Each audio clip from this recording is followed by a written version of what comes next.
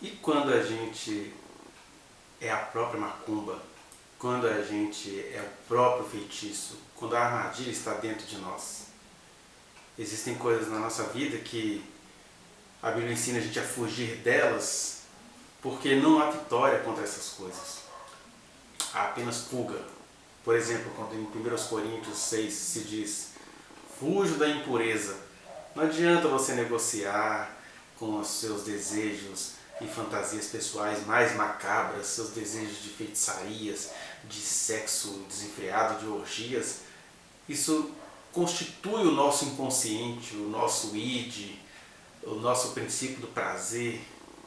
Deus nos guarda de sermos envergonhados em relação aos outros por causa da palavra que Ele tem conosco. Mas Deus está de olho na nossa natureza. E como Ele sabe que a gente não fugiria daquilo que nos diz respeito, Deus sabia disso, Balaão sabia disso. Aí qual era a saída? Vocês não podem aceitar nunca mais entre vocês, nos cultos de vocês, nem midianitas, nem amonitas, nem moabitas. Esse povo tramou contra vocês. E tramar contra vocês significa, eles usaram o próprio veneno que tinha em vocês para tentar descumprir as minhas promessas sobre vocês. Isso diz muito pra gente, né? O princípio aqui de não deixar eles participarem do culto é um princípio geral, porque o que continua valendo é o princípio da individuação. Quando Deus fala assim, todo que invocar o nome do Senhor será salvo, Ele está dizendo, quem me procurar nas leis gerais, eu terei misericórdia. Porque a gente vai ver no livro de Ruth, ainda no período dos juízes, quando uma moabita chamada Ruth, ela adentra os territórios de Israel, se casa com Boaz e se torna avó, uma ancestral do rei Davi. Ou seja, Deus tem seus rigores com relação aos povos, mas Ele conhece a sua história, Ele conhece a sua estrutura, Ele sabe do que você está tentando se livrar. Por isso que, embora havia leis aplicáveis a todos, a única lei universal que prevalece é essa: aquele que invocar o nome do Senhor será salvo. Deus está disposto a quebrar toda a lei quando Ele se encontra com o abatido de espírito que treme da sua palavra, ou seja, que encontrou nele o real significado da existência. Mas tinha uma aliança entre Deus e Israel acerca desses moabitas, por quê? Porque eles representam aquilo que entre nós hoje poderia ser traduzido como o erro de Caim, é meu irmão, mas está querendo tirar minha vida. O erro de Balaão que é esse, olha, contra Israel não vale encantamento. Mas eu descobri que não vale encantamento contra eles porque eles são o encantamento, eles são a própria macumba. Então é o seguinte, não vamos fazer nada contra vocês, não. Vem com a gente aqui, ó, vem com a gente pro boteco. É quando, junto com a compreensão que eu preciso ter de que eu tenho de amar a todos, eu preciso entender que determinados amores são o espírito de Balaão na minha vida.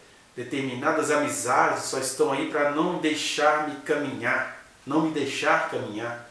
Determinadas compaixões só estão aí para me impedirem de render naquilo para o qual eu nasci para render. Esse que é o caminho de Balaão, acerca do qual Judas fala, Pedro fala, né? O erro de Balaão é esse, é falar assim, olha, não vamos fazer nada contra vocês externamente, não, mas olha, vamos conversar, vamos ver qual é, né? Ou a doutrina dos nicolaítas também entra aí. É aquele cara que vai no Laos, né, que tem um discurso poderoso, que consegue ganhar multidões para aquilo que ele está dizendo. E aí, ele fala assim, olha, contra Israel não vale encantamento, glória a Deus! Mas a mesma pessoa que diz isso está sendo um encantamento no dia a dia, na sutileza, no veneno jogado, né? Porque existem venenos que são localizáveis. Era o que Balaão estava tentando fazer. Terra de cemitério, vocês vão se dar mal. Mas existem aqueles venenos que não são imanentes, que não são inerentes, que não são inexoráveis. Nós somos o nosso próprio veneno. E acerca disso Jesus fala, não tem negócio, fuja. E aí no caso não é necessariamente fugir nem de Balaão, nem dos midianitas, mas de repente é fugir daquilo que parece estar te fazendo bem. Então esse princípio de nunca deixar certas coisas tomarem conta da sua vida, ele continua valendo. E aí cada um vai ter que discernir que espírito é esse na sua vida. É isso que a gente vai chamar de pecado relativo, porque às vezes uma coisa em si não é pecado. Né? Um óculos com um contorno preto pode não ser pecado para mim. O que tem um óculos com contorno preto? Mas pode ser que determinada pessoa tenha uma história que envolveu determinadas tecnologias, determinados desenhos, e para essa pessoa Deus fala assim: eu estou te proibindo de fazer essas coisas. E aí cada um precisa discernir o que é pecado para si.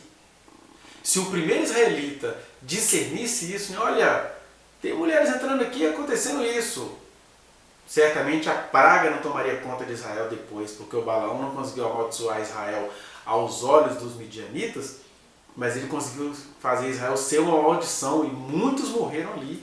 E Deus é rigoroso com isso, porque Ele não nos envergonha aos nossos inimigos, sejam eles homens maus ou demônios, mas Ele vai nos tratar com o rigor com o qual temos de ser tratado. Por isso que o único conselho é: fuja da impureza. Corra com isso, não tem negócio com isso.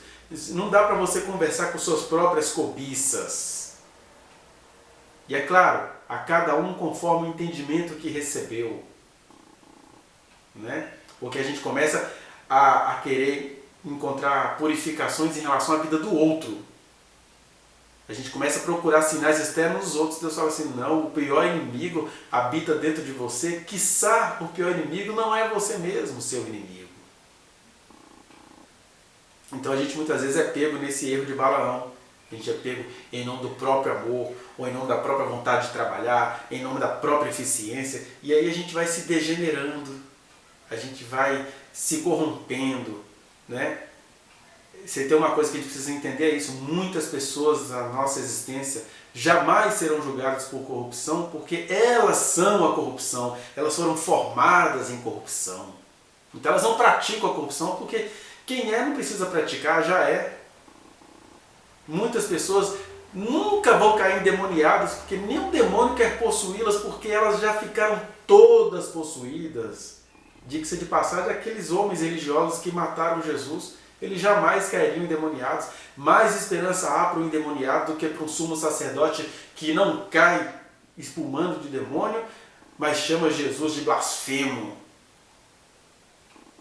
Enfim, eu acho que já deu para você entender que a gente tem muito a discernir nessa vida, né? E se tem um princípio que continua valendo, é esse: a gente tem de amar o próximo.